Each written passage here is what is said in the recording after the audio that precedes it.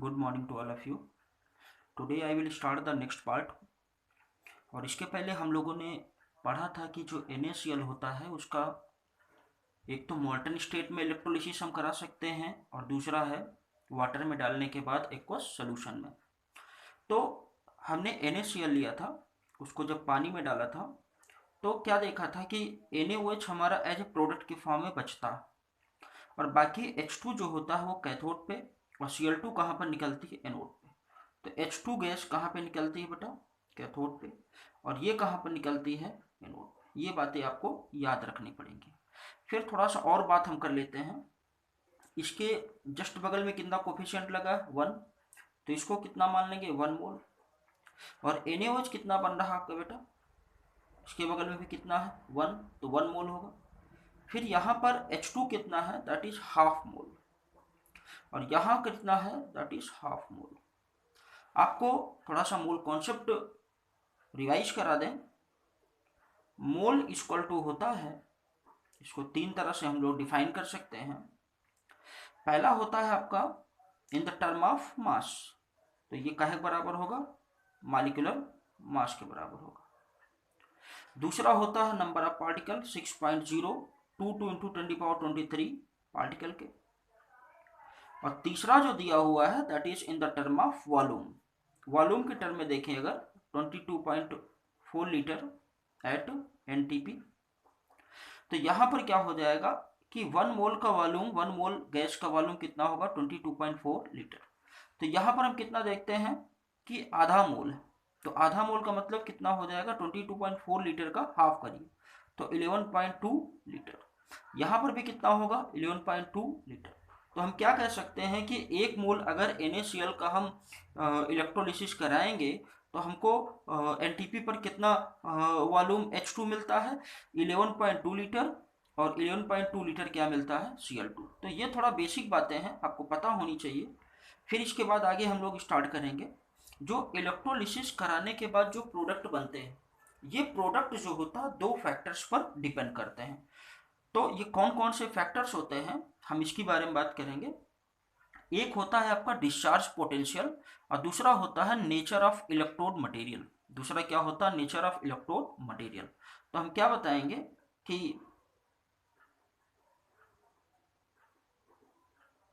Electrolysis product depends upon 2 factor, 2 factor पर depend करता है। ये कौन कौन से होते हैं? पहला होता है बेटा डिस्चार्ज पोटेंशियल। पहला क्या होता है? Discharge potential. दूसरा होता है nature of electrode material. Nature of electrode material. तो पहले हम बात करेंगे किसके बारे में? डिस्चार्ज पोटेंशियल के बारे में। पहले हम किसके बारे में बात करेंगे? डिस्चार्ज पोटेंशियल के बारे में। डिस्चार्ज पोटेंशियल का मतलब वो पोटेंशियल जो डिस्चार्ज करने के लिए जरूरी होता है। The potential applied to discharge any ion. किसी आयन पर चार्ज हटाने के लिए जो पोटेंशियल चाहिए उसे हम लोग क्या बोलते हैं? Discharge potential. और अगर एक से ज़्यादा कैटायन है और एक से ज़्यादा एनायन होते हैं तो वहाँ पर जिस आयन का डिस्चार्ज पोटेंशियल कम होता है वो इजीली रिस्पेक्टिव इलेक्ट्रोड पर पहुँचता है। इस बात को आप याद रखेंगे। तो हमने क्या बताया कि the potential for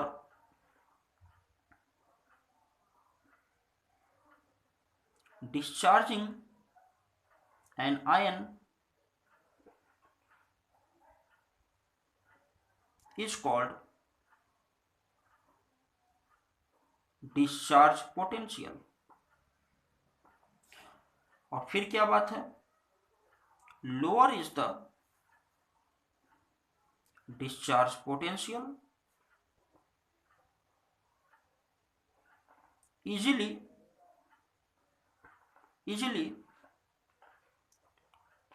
it will reach to their respective electrode. अपने रिस्पेक्टिव इलेक्ट्रोड पर क्या होगा? इजीली पहुंचेगा। चलिए सर, आगे हम बात करेंगे आपसे एक एग्जाम्पल के थ्रू। एक एग्जाम्पल लेते हैं, मान लीजिए ए बी सी और डी, ये चार हमारे पास आयन्स हैं और अभी इस पर हमने चार्ज मेंशन नहीं किया है, तो स्पीशीज मान लेते हैं। इसका हो जाएगा -5 डिस्चार्ज पोटेंशियल, इसका कितना होगा -2, इसका कितना होगा 1, इसका कितना होगा 1.5, ये डिस्चार्ज पोटेंशियल। और हमने क्या किया, जो बैटरी लगाया वो कितने वोल्टेज की लगाई, अप्लाइड वोल्टेज। अप्लाइड वोल्टेज कितना है 1.2। तो ऐसी कंडीशन में क्या होगा कि जो सबसे कम होगा पहले वो भागेगा। सबसे कम कौन सा है ए, फिर इसके बाद कौन भागेगा बी, और फिर इसके बाद कौन भागेगा सी। लेकिन डी जो है वो नहीं जाएगा। क्यों नहीं जाएगा, क्योंकि इसको कितना पोटेंशियल चाहिए 1.5 चाहिए, लेकिन हम कितना अप्लाई कर रहे हैं 1.2। तो मतलब ये हुआ जो हमने पोटेंशियल अप्लाई किया है वो उन डिस्चार्ज पोटेंशियल से ज़्यादा ही होना चाहिए, तभी क्या होगा वो रिस्पेक्टिव इलेक्ट्रोड पर मूव करेगा। तो यहाँ पर क्या करेंगे, order of discharging of ions या स्पीशीज कह सकते हैं। क्या होगा, ये हो जाएगा सबसे पहले कौन डिस्चार्ज होगा ए, उसके बाद क्या होगा बी, और ये सी, और आपका D remains in the solution. Remains in the solution, D discharge नहीं होगा क्योंकि उसके बराबर वोल्टेज नहीं। चलिए आइए आगे कुछ और हम बात करेंगे आपसे। जो आयन्स हैं, एक तो कैटायन है और एक क्या है एनायन है। तो कैटायंस और एनायन जो है हम देखेंगे कि किस अकॉर्डिंग वो अरेंज किए गए हैं। तो पहले हम बात करेंगे order of anion according to discharge potential. Discharge potential के अकॉर्डिंग हम एनायन का ऑर्डर लगाते हैं। सबसे ज़्यादा डिमांड होती है SO4 को, और इससे थोड़ा कम NO3- OH, CH3COO-, Cl-, Br- और I-। अगर हमारे पास Cl- कहीं है और OH-, तो डिस्चार्ज पोटेंशियल किसका कम है, Cl- कम है। तो पहले कौन जाएगा, Cl जाएगा, Cl- जाएगा, और ये इलेक्ट्रॉन लूज करके क्या बनाएगा Cl2। जैसे ये आपका आयोडीन है, ये कन्वर्ट होगा I2 में, ब्रोमीन कन्वर्ट होगा Br2 में, क्लोरीन कन्वर्ट होगा Cl2 में। तो इस तरह से क्या होंगे, कन्वर्जन होंगे। इसको आप याद रखेंगे। चलिए आगे हम लोग देखते हैं ऑर्डर ऑफ क्या होगा कैटायन। कैटायन का थोड़ा सा देखेंगे ऑर्डर क्या होता है। तो कैटायन के ऑर्डर में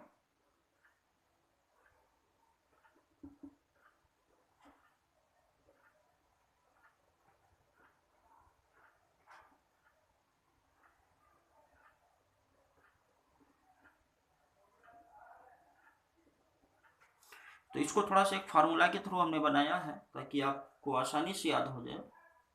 कैल्शियम ने मैग्नीशियम को इलाहाबाद जाकर फेंक दिया, पर हम गए चप्पा चप्पा। याद करने का एक तरीका है ताकि चीज़ें आपको दिमाग से मिस ना हो। This is the order. और ये चप्पा चप्पा का मतलब सी का मतलब CU, H का मतलब HG, A का मतलब AG, और P का मतलब PT, और फिर क्या हो जाता है AU। This is the order. इसको आप याद रखेंगे, ठीक है। और ये क्या है, हाइड्रोजन है। एक बात और आप याद रखेंगे, यहाँ पे ये आपका H+ है, इसके ऊपर क्या होता है 2+, और इसके नीचे होता है 3+। इसका मतलब ये हुआ कि जो आपका हाइड्रोजन और अगर Fe3+ है तो पहले कौन डिस्चार्ज होगा, Fe3+। क्यों, क्योंकि इसका डिस्चार्ज पोटेंशियल कम।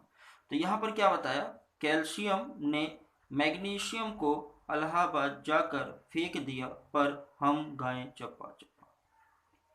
ठीक है, याद करने का तरीका है।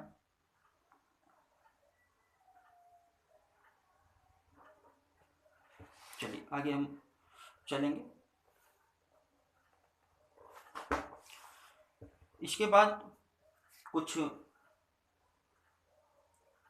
इलेक्ट्रोलाइट्स के इलेक्ट्रोलिसिस कराएंगे और फिर देखेंगे कि क्या इलेक्ट्रोलिसिस प्रोडक्ट आता है। तो यहाँ पे कुछ एग्जांपल्स हम लेते हैं। जैसे सबसे पहला हम लेते हैं number 1 aqueous AlCl3। Aqueous AlCl3 इसका हमको इलेक्ट्रोलिसिस कराना। तो अब ऐसी कंडीशन में आपको पता है AlCl3 जब आपने वाटर में ऐड किया तो ब्रेक होगा किसमें, Al3 प्लस में, Cl माइनस 3Cl माइनस, और क्या होगा H प्लस, और क्या होगा OH माइनस। ठीक है, अब देखते हैं एट कैथोड पर और कहाँ पे, एट एनोड पे। ठीक है, एनोड पर कौन जाएगा और कैथोड पर कौन जाएगा। अब आपके पास Al3 प्लस है और H प्लस, तो यहाँ पर डिस्चार्जिंग का ऑर्डर जरा देखिए।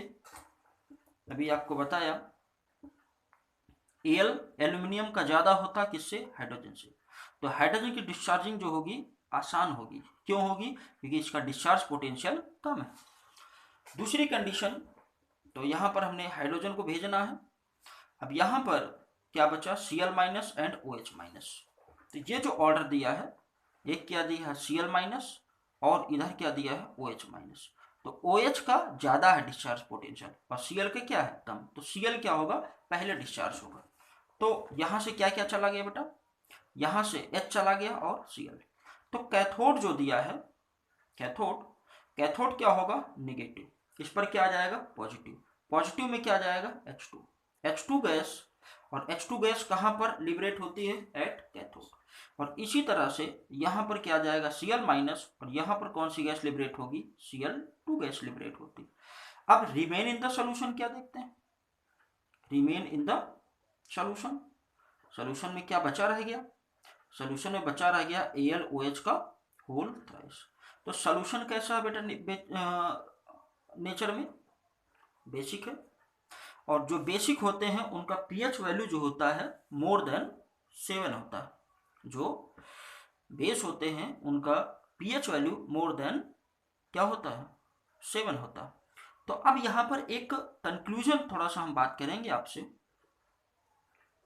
वो कंक्लूजन क्या है कि पहली कंडीशन में जब हम AlCl3 लेते हैं और इसको नॉर्मल पानी में डाल दो, जब पानी में डालेंगे हाइड्रोलिसिस होगा। क्या होगा, हाइड्रोलिसिस। और जब हाइड्रोलिसिस होगा तो क्या बनेगा, AlOH का होल थ्राइस, और क्या बनता बेटा, HCl बनता। तो ये जो HCl बना है ये कैसा है, strong acid, that is strong acid. और ये क्या है आपका, दैट इज वीक बेस। ये कैसा बेटा, वीक बेस। तो अगर AlCl3 को पानी में डालें, हाइड्रोलाइज करें, तो रिजल्टेंट सोल्यूशन कैसा होगा, एसिडिक होगा। क्यों एसिडिक होगा, क्योंकि जब एसिड और बेस मिलता है तो स्ट्रॉन्गनेस पर डिपेंड करता है कौन स्ट्रॉन्ग है कौन वीक है। तो यहाँ स्ट्रॉन्ग कौन है, HCl है। तो ऐसी कंडीशन में रिजल्टेंट सोल्यूशन क्या होगा, एसिडिक होगा। तो आप कहोगे कि AlCl3 का जब हाइड्रोलिसिस करवाएंगे तो pH वैल्यू 7 से डाउन होगी, लेकिन वही AlCl3 का अगर आपने पानी में ऐड किया ही है, अगर जैसे ही करंट छोड़ दोगे वैसे ही उसका जो सोल्यूशन होगा that will shows the basic character. This is very very important point, you should remember this. आपको इसको याद रखना है कि नॉर्मल कंडीशन में नेचर कुछ और होता है, इलेक्ट्रोलिसिस कराने पे नेचर कुछ और हो जाता है। तो इसी तरह कुछ और बातें हम लेकर चलेंगे आगे। सेकंड जो हम इलेक्ट्रोलिसिस कराना चाहते हैं वो क्या है आपका, दैट इज FeCl3। FeCl3, और ये कैसा है, एक्वस है। इसका इलेक्ट्रोलिसिस कराएंगे, और जब इलेक्ट्रोलिसिस कराते हैं तो FeCl3 पानी में आपने डाला that will break into Fe3 plus and Cl minus and H plus and OH minus। अब हमें पता करना है, पहले कैथोड पे पता करेंगे, फिर कहाँ पता करेंगे, एनोड पे पता करेंगे। ठीक है बेटा, तो चलिए कैथोड पर देखते हैं, डिस्चार्ज पोटेंशियल देखते हैं। अभी आपको हमने बताया कि अगर Fe, ये ऑर्डर आपको बताया कि Fe2 प्लस H और Fe3 प्लस, लोअर चार्ज नीचे होता है, अपर चार्ज ऊपर होता है, तो Fe और ये क्या है H प्लस। तो अब आपके सामने क्या क्या है, एक तो H प्लस है और एक Fe3 प्लस। तो डिस्चार्जिंग पोटेंशियल किसका जो है कम है, यहाँ पर Fe का कम है। तो जिसका डिस्चार्ज पोटेंशियल कम है वो रिस्पेक्टिव इलेक्ट्रोड पर पहुंचेगा। कैथोड कैसा है, दैट इज निगेटिव, तो निगेटिव पर पॉजिटिव जाएगा, तो एज ए आयरन जो होगा वो डिपोजिट होगा। अब यहाँ पर Cl है और OH है, तो कौन जाएगा बेटा, Cl जाएगा। Cl का डिस्चार्ज पोटेंशियल कम है, किस गैस के फॉर्म में, Cl2। अब बात करेंगे किसमें, remain in the solution, remain in the solution. Solution में क्या हुआ, सोल्यूशन में H2O। क्या मतलब हुआ, इसका मतलब ये हुआ FeCl3 का जो सोल्यूशन है, अगर उसमें हमने करंट पास कर दिया तो सोल्यूशन हमारा न्यूट्रल हो जाएगा, pH वैल्यू 7 हो जाएगी। लेकिन अगर FeCl3 का हाइड्रोलिसिस कराया बिना करंट पास किया तो वो नेचर में एसिडिक होगा। क्यों, क्योंकि FeCl3 will break into 2 parts and form FeOH का whole thrice and 3HCl and HCl will be acidic in nature. ठीक है, चलिए आगे बात करते हैं हम, एक और एग्जांपल लेंगे ताकि कॉन्सेप्ट आपका स्ट्रांग बने। चलिए आगे हम लेते हैं कॉपर सल्फेट, लेकिन ये कैसा है, एक्वस। और ये अभी तक जितना भी लिया हमने उसमें जो इलेक्ट्रोड मटेरियल है, जो इलेक्ट्रोड है वो पार्टिसिपेट नहीं कर रहा, that is inert in nature. तो चलिए देखते हैं, CuSO4 H2O डाला तो क्या होगा, CO2 प्लस और SO4 2 माइनस। ठीक है, फिर इसके बाद क्या हो जाएगा H प्लस और इधर क्या हो गया OH माइनस। अब देखेंगे कैथोड पर कौन जा रहा और एनोड पर, कैथोड कैसा होगा, दैट विल बी निगेटिव।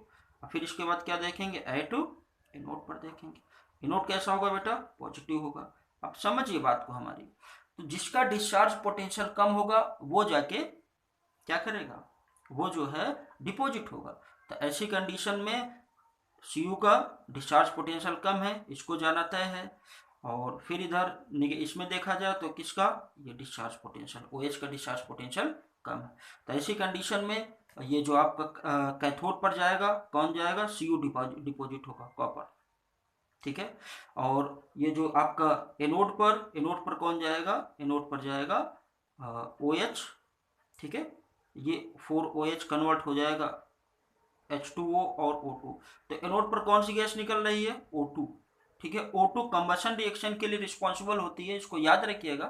तो और बाकी फंक्शन में भी होता है। तो सोल्यूशन में क्या बचा, सोल्यूशन में सोल्यूशन में क्या बचा, H plus and SO4 2 minus.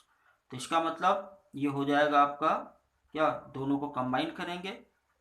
ठीक है, क्या बनेगा, H2SO4।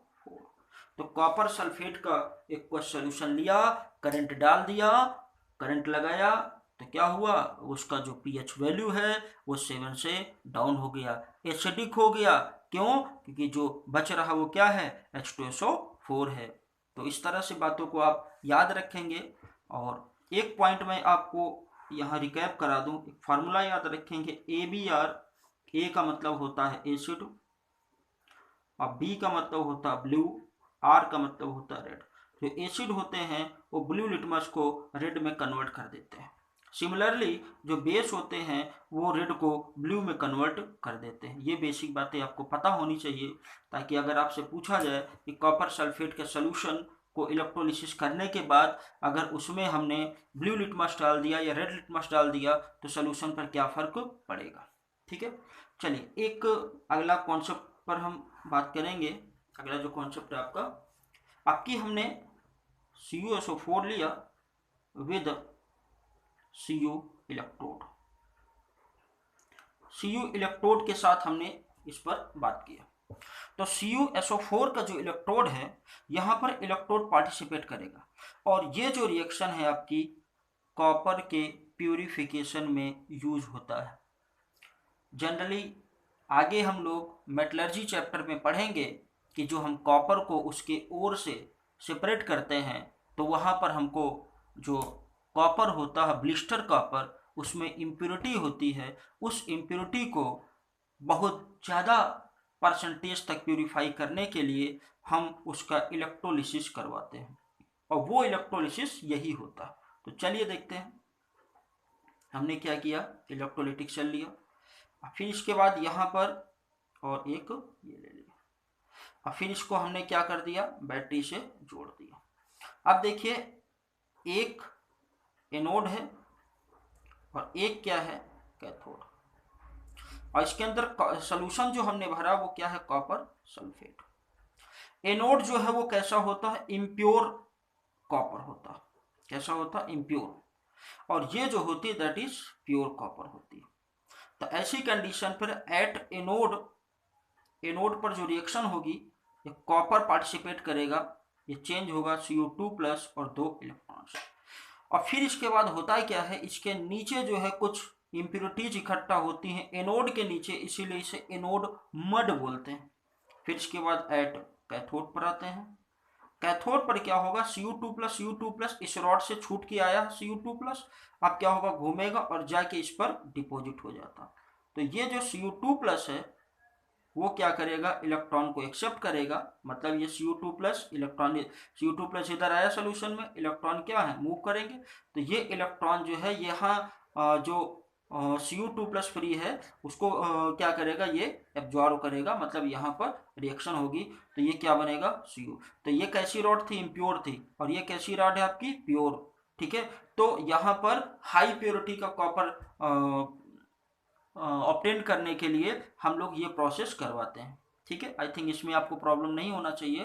तो ये टॉपिक आप पढ़ोगे, आपका जो जो मेटलर्जी है वहाँ पर भी इस टॉपिक को अच्छे से पढ़ोगे। यहाँ पर नॉर्मली आप इतना याद रखें कि हाँ, प्यूरिफिकेशन ऑफ जो मेटल्स करते हैं, सब मेटल्स वो इलेक्ट्रोलिसिस प्रोसेस से करते हैं।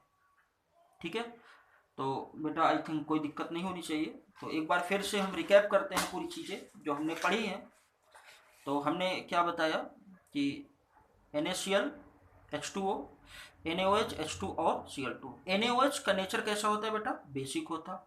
और एक बात हमने उस दिन भी बताया था आपसे कि NaCl को अगर पानी में डालोगे तो ऐसी कंडीशन में क्या होता है कि वो न्यूट्रल सोल्यूशन होगा, क्योंकि स्ट्रॉन्ग बेस NaOH बनता है, स्ट्रॉन्ग एसिड HCl बनता है, और स्ट्रॉन्ग एसिड और स्ट्रॉन्ग बेस अगर बनते हैं तो ऐसी कंडीशन में क्या होगा, वो न्यूट्रल होगा। उसका जो pH वैल्यू होगा वो कितना होगा, 7 होगा। लेकिन जैसे ही NaCl को पानी में डाला और उसमें करंट लगा दिया, वैसे ही क्या होगा, मतलब इलेक्ट्रिसिटी सप्लाई किया, तो सोल्यूशन का नेचर कैसा हो जाएगा, बेसिक हो जाएगा। और सोल्यूशन का नेचर बेसिक हो जाएगा तो ऐसी कंडीशन में ये litmus paper, methyl orange, phenolphthalein, जितने भी इंडिकेटर हैं उनके साथ डिफरेंट डिफरेंट बिहेवियर शो करेगा। यहाँ पर हमने बताया आपसे कितना है NaCl, आपका NaCl कितना दिख रहा है, 1 मोल, और फिर इधर कितना है, 1 मोल, और फिर इधर हाफ मोल। तो यहाँ पर आपको ऑर्डर थोड़ा सा याद रखेंगे, ऑर्डर याद रखेंगे तो चीज़ें जो होंगी आसान हो जाएंगी। SO4 2 NO3 NO3 OH CH3 COA Cl Br and I।